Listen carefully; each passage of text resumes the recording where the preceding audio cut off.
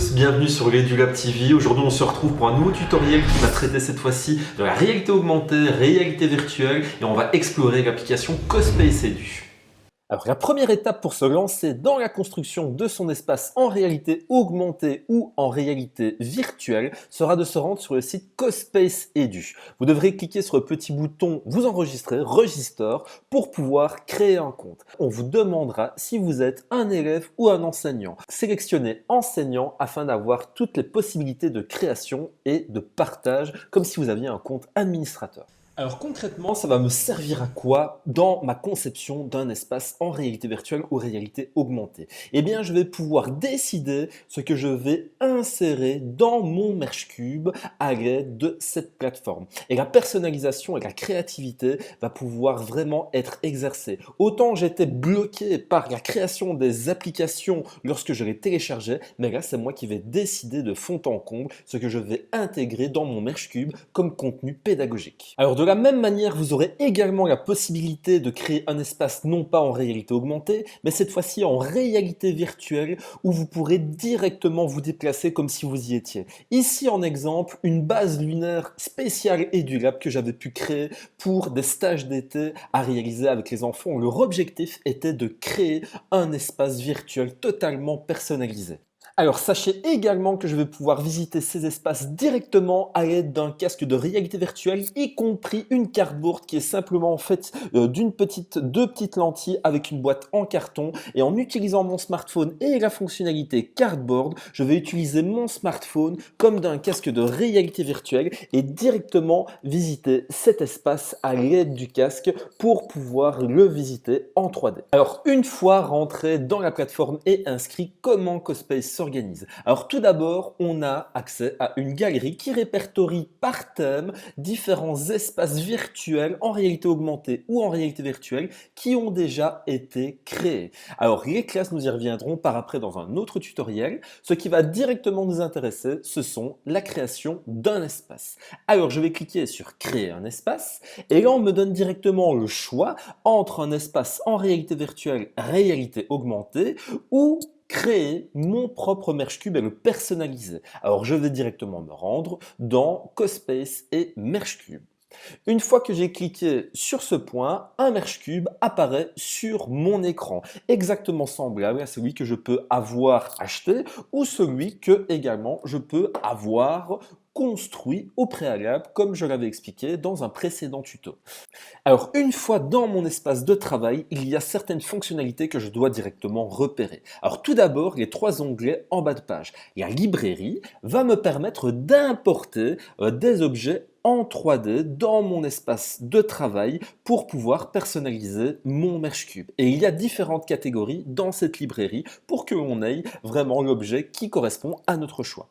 Alors si jamais cette librairie ne correspond pas à nos attentes, nous avons la possibilité d'importer différents types de fichiers, des vidéos, des modèles 3D, des images ou également des sons. Alors lorsque l'on parle d'importer, je vais venir directement choisir un fichier sur mon ordinateur pour pouvoir le placer à l'intérieur ou sur mon Merge-Cube. Alors l'environnement pour un Merge-Cube est assez anecdotique car il se limite au son qui va être généré à l'activation de ce Merge-Cube.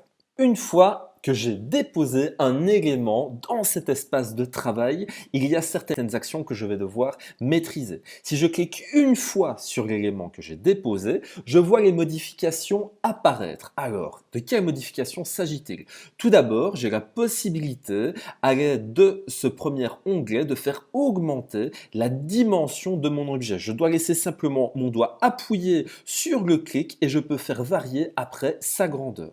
Autre modification possible, j'ai la possibilité via cette fonctionnalité de faire comme une sorte d'ascenseur avec mon personnage et de le monter de haut en bas sur un même axe. Alors ensuite, si je veux, à l'aide de cette fonctionnalité, effectuer une translation sur les 3 axes qui sont représentés par des flèches, j'ai également la possibilité de le faire pour un déplacement qui est précis et qui va respecter le quadrillage au sol. Et enfin, dernière possibilité de modification de mon objet, ce sont des rotations rotation à effectuer sur les trois axes qui me sont précisés par chacune des couleurs. Et j'ai également les degrés qui s'affichent pour une rotation qui est également des plus précises. Alors je vais cette fois-ci cliquer 2 fois sur mon objet ou mon personnage. Et là, je peux voir que je peux modifier le nom de l'objet. Je vais par exemple le renommer, je vais mettre petite fille.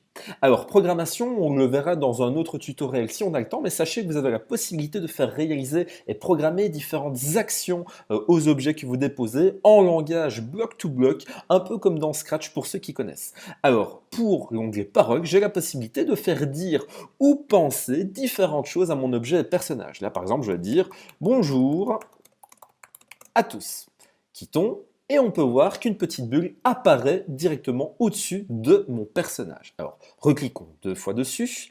Alors, l'onglet physique va nous permettre de prévoir quelles sont les caractéristiques physiques de notre objet ou de notre personnage. Et ça va être très pratique et très chouette si jamais vous avez envie de faire amener un côté ici un petit peu plus interactif pour prévoir par exemple quelle va être la réaction des éléments s'ils rentrent en contact les uns dans les autres. On va laisser désactiver pour ce tutoriel-ci. Alors transformer, ce n'est rien d'autre ni moins ici que les mêmes fonctionnalités que ce que j'ai pu vous montrer juste avant, mais sous l'aspect d'un tableau cette fois-ci. Alors dans le côté animation, maintenant j'ai la possibilité de faire avoir certaines réactions à mon objet ou à mon personnage. J'ai la possibilité par exemple de choisir des réactions. Donc si par exemple je mets sur le petit onglet In Love, hein, regardons un petit peu ce que ça va faire, eh bien on peut voir que mon personnage va prendre une autre posture. Posture qui va être animée lorsque je vais cliquer sur exécuter une fois que j'aurai terminé. Alors on peut mettre un petit bémol à cette fonctionnalité, c'est que l'animation, les différentes postures sont notées en anglais, mais c'est peut-être également l'occasion pour vos élèves de choisir alors et de travailler une autre langue cible que le français. Dernière fonctionnalité avec notre petit personnage de la petite fille, j'ai également la possibilité de modifier la matière. Alors là, on a un personnage, donc ça veut dire qu'on va pouvoir faire varier la couleur de ses cheveux, on va également pouvoir faire varier la couleur de ses vêtements, la couleur de sa peau. Alors toutes ces fonctionnalités ici sont notées évidemment en anglais, mais ce ne sera pas très compliqué à appréhender pour les élèves. Alors j'ai également la possibilité de modifier l'opacité de mon objet, donc ça veut dire ici que je vais pouvoir faire en sorte qu'il soit plus ou moins transparent dans l'espace que je vais créer pour les élèves. Alors, cette petite fenêtre, je vais la déplacer pour qu'on y voit un peu plus clair. Alors, regardons un petit peu maintenant ce qu'on a dans cette partie-ci. Alors, l'onglet Attacher. Donc là, vous voyez que mon objet, mon personnage est à l'extérieur du Merge Cube. Je voudrais bien le placer pour ceci au-dessus. Mais vous pouvez voir que j'ai différentes manières. Je peux ici déplacer mon objet et essayer de le faire coïncider avec l'endroit où se trouve le Merge Cube. Je vais peut-être un peu chipoter, mais je vais y arriver. Mais il y a une manière aussi tout aussi rapide de pouvoir y arriver, même plus, hein, c'est d'effectuer ce double clic sur mon personnage ou mon objet. Et la fonctionnalité attachée, je vais cliquer dessus. Et là, on peut voir que sur mon Merge Cube, lorsque j'ai sélectionné la fonctionnalité attachée, j'ai des points clés qui apparaissent sur mon Merge Cube. Cliquons peut-être par exemple sur celui qui se trouve au-dessus. Et là, je peux voir que mon premier objet, mon personnage, va aller se coller automatiquement à l'endroit où je lui demande d'aller avec cette fonctionnalité attachée. Et une fois qu'il est attaché au Merge Cube, je dois moi-même choisir de le détacher pour que l'on puisse ici sélectionner l'un par rapport à l'autre. Sinon, il sera collé comme si j'avais mis par exemple de la colle. Alors mon personnage est maintenant placé sur le Merge Cube. Regardons un peu ici ce qu'il reste comme fonctionnalité avec le double clic. Alors une fois ici que l'objet est verrouillé, plus rien ne peut le faire bouger, ni même moi. Pour pouvoir ici le refaire bouger ou le modifier d'une manière ou d'une autre, je vais devoir recliquer sur déverrouiller. Alors le dupliquer me permet ici de faire un copier-coller exact de sa position, de sa grandeur pour pouvoir le remettre autre part. Et enfin, la petite poubelle, très simplement supprimée. Si je clique dessus, mon personnage vient de disparaître. Et c'est également l'occasion pour moi ici de vous montrer comment revenir en arrière. J'ai fait une erreur, je me suis rendu compte que je ne devais pas supprimer ce personnage, et bien je vais pouvoir aller dans le petit onglet juste ici au-dessus, annuler, qui me permet de faire un retour en arrière et replacer ce que je viens juste de supprimer. Alors, le Merge Cube également en lui-même est modifiable. Pour ceci, il me suffit, tout comme le premier objet, de double-cliquer dessus et là, je peux soit le transformer de la même manière, mais je peux également modifier sa matière. Donc, je vais pouvoir appliquer une texture qui est différente. Si vous voulez le faire ressembler à un bloc de métal, un bloc de béton, un bloc de briques, vous avez la possibilité de le changer. Je peux régler l'opacité pour le faire totalement disparaître lorsque je vais scanner ce merge cube qui lui existe bien.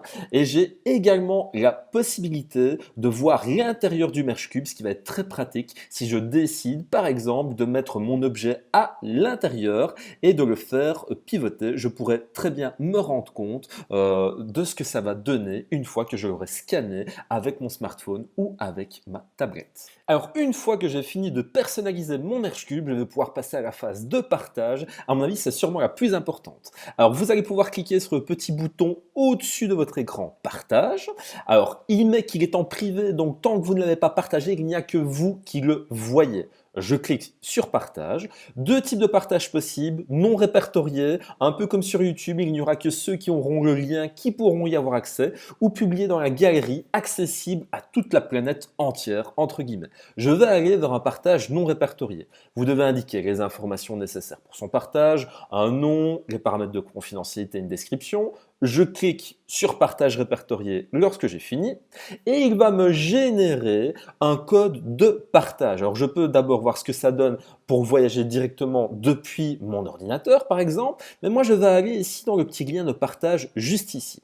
Et là, ce qui va être intéressant, c'est qu'il va me fournir 3 portes d'accès. Un code à rentrer directement sur la plateforme pour faciliter l'accès aux élèves, un lien de partage sur lequel je vais pouvoir cliquer depuis un support mobile, un lien d'intégration qui me permet de le mettre sur une autre plateforme indirectement, ou un QR code que je peux télécharger. Essayons directement le QR code. Donc je prends mon smartphone, lecteur de QR code, je passe sur le QR code, je le scanne.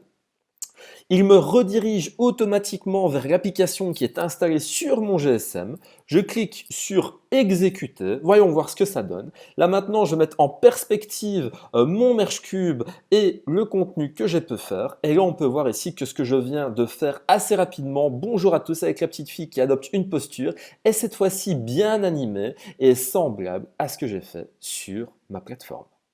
Alors faisons un peu les points positifs et les négatifs de cette application. Point positif, son intuitivité, sa rapidité de prise en main, sa possibilité de créer des contenus personnalisés en réalité augmentée et en réalité virtuelle, la possibilité de lier les fonctionnalités de codage et de créer des classes pour ses élèves. Le point négatif, son prix qui fonctionne par abonnement annuel ou dans les plus bas, on atteint quand même aux alentours ici, si je me souviens bien, de 79,99 € pour un an. C'est quand même pas donné.